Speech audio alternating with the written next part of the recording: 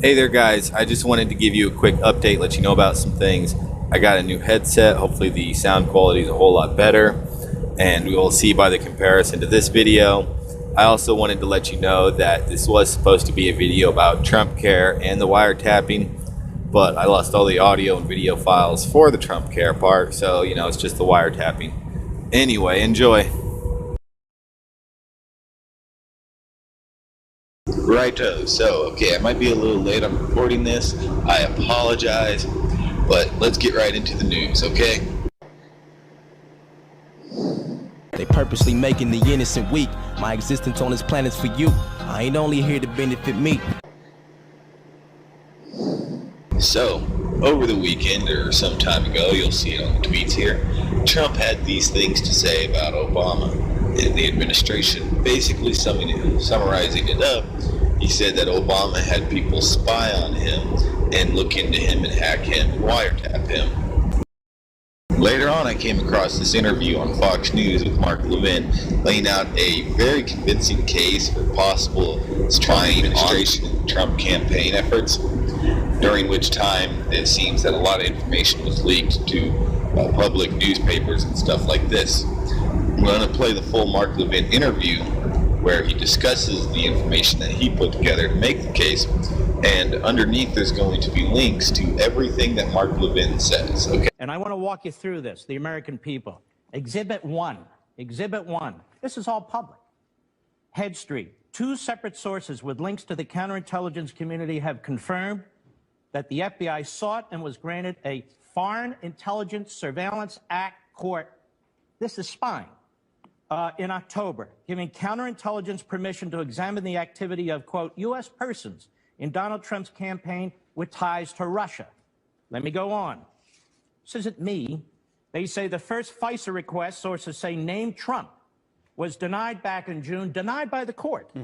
But the second was drawn more narrowly and was granted in October after evidence was presented of a server possibly related to the Trump campaign and its alleged links to 2 banks.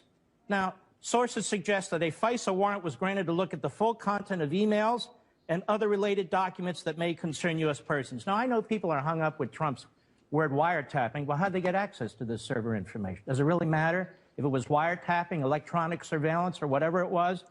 Exhibit 2, The Guardian, a well-known right-wing British paper. Here it is. Quote, The Guardian has learned the FBI applied for a warrant from the Foreign Intelligence Surveillance Court over the summer in order to monitor 4 members of the Trump team suspected of irregular contacts with Russian officials. Keep in mind, this is during a presidential election.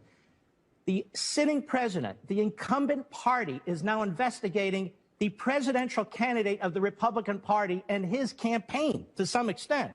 The FISA court turned down the application, asking FBI counterintelligence investigators to narrow its focus. According to one report, the FBI was finally granted a warrant in October. Exhibit 3, McClatchy, another well-known right-wing newspaper. Here they have the agencies. Headline, FBI, 5 other agencies, 5 other Obama administration agencies probe possible covert Kremlin aid to Trump. The FBI and 5 other law enforcement intelligence agencies have collaborated for months in an investigation into Russian attempts to influence the November election, including whether money from Kremlin covertly aided presidential-elect Donald Trump. 2 people familiar with the matter said the agencies involved in the inquiry are the FBI, the CIA, the NSA, the Justice Department, the Treasury Department's Financial Crimes Enforcement Network, and representatives of the Director of the National Intelligence. Are you telling me Barack Obama didn't know what was going on in 6 agencies? As you hold go on, how are hold you on. Okay, keep going. I'm not done. I need to make the case because the media seems to be confused about their own reporting.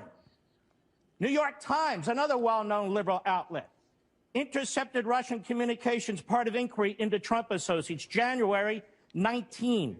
The FBI is leading the investigations, aided by the NSA, the CIA, Treasury Department's Financial Crimes Unit. The investigators have accelerated their efforts in recent weeks, but have found no conclusive evidence of wrongdoing. Listen to this. One official said intelligence reports based on some of the wiretap communications have been provided to the White House. This is the New York Times, Another my right-wing Exhibit outlet. 4. Another right-wing outlet, Let's continue. New York Times again. NSA gets more latitude to share intercepted communications. In the final days of the Obama administration, the administration has expanded the power of the NSA to share globally intercepted personal communications with the government's 16 other intelligence agencies before applying privacy protections. Now, why would they do this on the way out the door? Well, March 1, Exhibit 6. Obama administration rushed to preserve intelligence of Russian election hacking. In the Obama administration's last days, listen to this, some White House officials scrambled to spread information about Russian efforts to undermine the presidential election and about possible contacts between associates of President-elect Trump and Russians across the government. I'm not done. Exhibit 7, New York Times. Flynn is said to have talked to Russians about sanctions Trump took office. Well, where'd they get this information? Well, Mark, you know, the FISA court, they're always monitoring the Russian ambassador. And so how do we know that? Maybe they are, maybe they're not. But there's an awful lot of other activity. Sure. Here we have Washington Post. One more. Washington Post, March 2nd. U.S. investigators have examined contacts Attorney General Sessions had with Russian officials during the time he was advising Donald Trump's campaign. The focus of the U.S. counterintelligence investigation has been on communication between Trump campaign officials and Russia. Listen to this. The inquiry involving Sessions is examining his contacts while serving as Trump's foreign policy advisor in the spring and summer of 2016. This has been going on for a year. Now, I don't think that Obama just called up the CIA and was like, "Hello there, Mr. CIA. I need you to look into this Trump guy and get some information on him. See if we can get some kind of Russian conspiracy theory going." Then the CIA was like, yes, Mr. Obama, we will look into this guy. Oh, we will create false narrative on him, yes. No, I don't think it went like that at all. What most likely happened, I think, is that the CIA, being the scumbags that they are, wanted to get dirt on the incoming president. And so they just started spying on him a lot. And it is possible that Obama got some information on this and that he didn't care, or that the CIA withheld information from him. Because no matter how many times the CNN guy repeats the thing that, oh, it's just a phone call away for Trump to find out about if the CIA was spying on him or not. The fact of the matter is that the CIA and the FBI and all of them have ways to hide information from the president. All right? So this is most likely a case of the CIA and other spying and intel agencies wanting to get dirt on the incoming president, to be honest.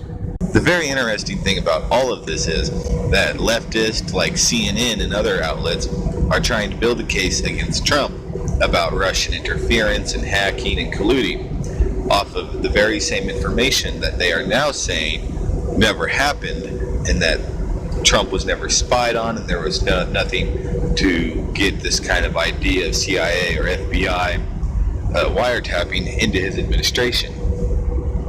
The thing is that they're backtracking, and right here Senator Coons seems to say the very same sentiment in a very hyperbolic way. There are transcripts that provide very helpful, very critical insights into whether or not Russian intelligence and senior Russian political leaders, including Vladimir Putin, were cooperating, were colluding with the Trump campaign at the highest levels to influence the outcome of our election. And he does later on apologize for the hyperbolic way he said it, but it does reveal that he does believe that there are intercepted calls with Trump's people and Russians, and that is in itself an admission of belief of FBI or intelligence agencies spying on the Trump administration or the Trump campaign efforts. There's also the one-time head of the NSA saying this very comment right here.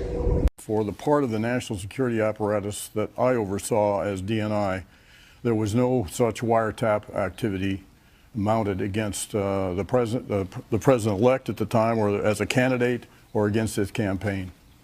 I can't speak for other Title III authorized entities in the government or a state or local entity. Yeah, I was just going to say, if the FBI, for instance, had a FISA court order of some sort for a surveillance, would that be information you would know or not know? Yes. You would be told this. I would know that. If there was a FISA court order Yes. on something like this.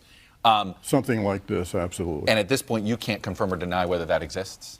I can deny it. There is no FISA court order Not to my knowledge. of anything at Trump Tower? No. Here he denies that there was any spying on the Trump administration and everything else like this. However, do remember this is the same guy who lied to Congress about the NSA spying on the American people. So, take that with a grain of salt, I guess.